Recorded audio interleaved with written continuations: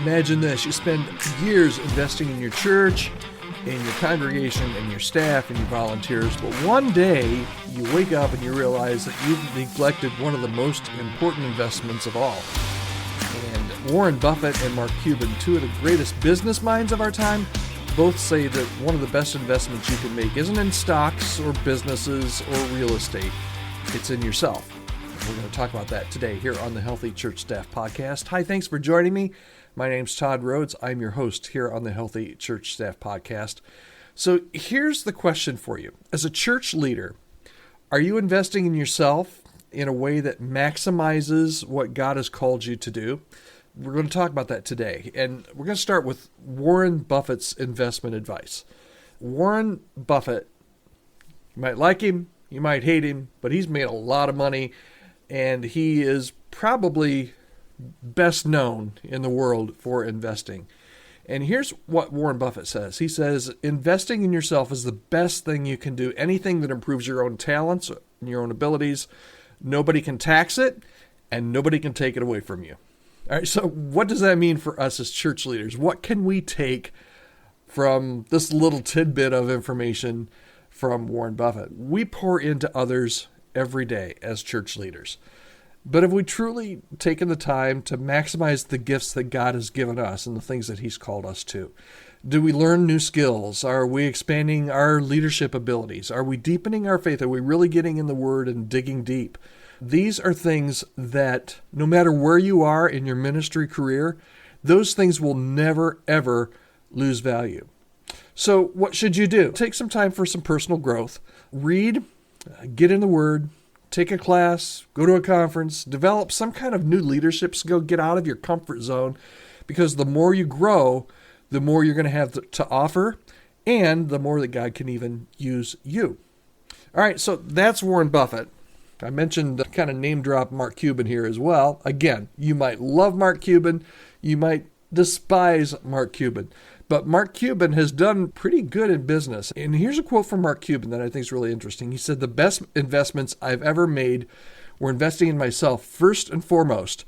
If I put in the effort, I can learn almost anything." So again, what does that mean for us as church leaders, as ministry leaders?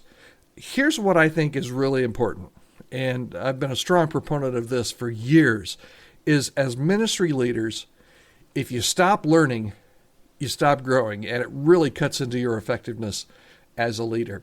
We get comfortable in what we already know. I think what happened 5 years ago with this little thing that we went through as a country and as the church, I had really hoped that it would kind of rock us to do the uncomfortable. And you know what? It did for 2 months, 3 months, 6 months, however long that we weren't able to meet in person.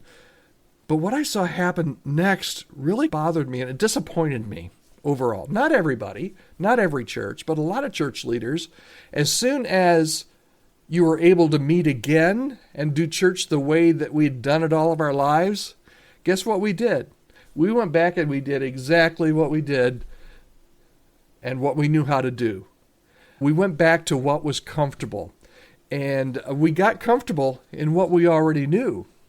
And when we couldn't do it, we tried new things. But as soon as we could go back, man, a lot of us just went back. And today, 2025, we're still doing things a lot of times the way that we did them in early 2020, just because there's a level of comfortability. Is that the right word? We feel comfortable, okay? So Mark Cuban, this quote reminds us that continuous learning, trying new things, in the business world, they would call that a competitive advantage. I don't know that we would use that term in ministry, but it's really important because our competition isn't a business rival in the church. As church leaders, that's not our rival. Our rival is burnout and irrelevance and stagnation. So what does this mean for you? What can you take from this from Mark Cuban? Here's a question for you today. What's one thing you wish you knew how to do in ministry, but you've never done it or you don't know how to do it? That's a great place to start. Start learning something like that today. Even Jesus, in his earthly ministry, withdrew to spend some time with the Father and to rest and to learn. The Apostle Paul did the same thing. He's constantly encouraging Timothy to grow in his knowledge. Why? Because when you invest in yourself, when you increase your knowledge, when you're a constant learner, you invest in your ability to serve others better. So make that self-investment a part of your routine, spiritually and emotionally, and, can I say it, professionally. And here's the deal. If you don't do this intentionally, you're probably going to end up staying in your comfort zone. How do I know that? It's because that's how we all operate, unless we're intentional. So how can I be intentional, Todd? What can I do to be more intentional? Here, let me give you just really quick. This isn't rocket surgery, okay? 4 practical ways that you can get better and invest in yourself and what God has called you to do. Number 1 is just read more. Some pastors and church leaders are avid readers, and that's awesome. You need to do that.